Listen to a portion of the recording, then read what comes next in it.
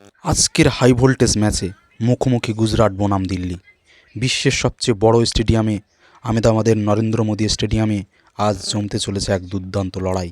একদিকে যেমন সুমন গিলের গুজরাট, অন্যদিকে রাহুলের দিল্লি। কে জিতবে আজকের ম্যাচ? প্রথমেই জেনে নেওয়া যাক গুজরাটের প্লেইং 11। সুমন গিল দলের সবচেয়ে নির্ভরযোগ্য ব্যাটসম্যান। ইনিংস গড়ে তোলার ক্ষেত্রে তিনি একদম মাস্টার। জস বাটলার একজন এক্সপ্লোসিভ ওপেনার, যে কোনো সময় ম্যাচ নিজের হাতে নিতে পারেন। সাই সুদর্শন তরুণ প্রতিভা। সাই সুদর্শন শান্তভাবে ইনিংস গড়ে তুলতে খুব সুন্দরভাবে পারেন। ফিলিপস মিডল অর্ডারে দ্রুত রান তোলার দায়িত্ব তার থাকে, সুন্দরভাবে গড়ে তুলতে পারেন রানের ইনিংস। ওয়াশিংটন সুন্দর অলরাউন্ডার হিসেবে ব্যাট ও বল দুদিকেই ভারসাম্য রাখেন ওয়াশিংটন সুন্দর।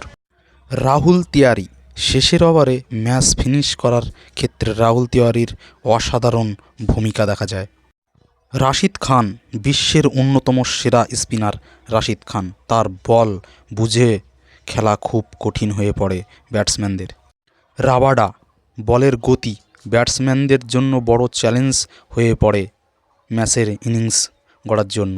মোহাম্মদ সিরাজ নতুন বলে সুইং করিয়ে উইকেট তুলতে ওস্তাদ সিরাজ। এবার জেনে নেওয়া যাক দিল্লির প্লেইং 11 সম্পর্কে। কেএল রাহুল দলের ভরসার নাম। কেএল রাহুল ঠান্ডা মাথায় ইনিংস গড়ে তোলার ক্ষেত্রে তিনি অসাধারণ। বড় ম্যাচে বড় ইনিংস খেলতে খুব ভালো পারেন।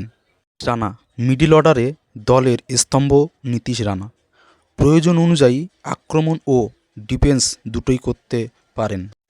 ক্রিস্টান স্টাফস ফিনিশার হিসেবে ক্রিস্টান স্টাফস খুবই বিপজ্জনক, শেষের দিকে বড় শট খেলতে পারদর্শী। ডেভিড মিলার অভিজ্ঞ ফিনিশার। ডেভিড মিলার শেষ ওভারে ম্যাচ ঘুরিয়ে দেওয়ার ক্ষমতা রাখেন। অক্ষর প্যাটেল দলের সেরা অলরাউন্ডার, ব্যাট ও বল দুদিকেই ম্যাচে ইম্প্যাক্ট ফেলতে পারে আজকে ম্যাচে। Kuldeep Yadav spin magician. কুলদীপ যাদব যে কোনো সময় উইকেট তুলে নিতে পারেন তার বোলিং দিয়ে। মুকেশ কুমার ডেথ ওভারে গুরুত্বপূর্ণ ভূমিকা পালন করেন। মুকেশ কুমার খুব দুর্দান্ত এক বোলার। টি নটরাজন ইয়র্কার স্পেশালিস্ট। নটরাজন শেষের দিকে ওভারে ব্যাটসম্যানদের জন্য ভয়ঙ্কর হয়ে পড়ে। তোমার মতে কে জিতবে আজকের ম্যাচ, গুজরাট না দিল্লি? কমেন্ট করে জানাও।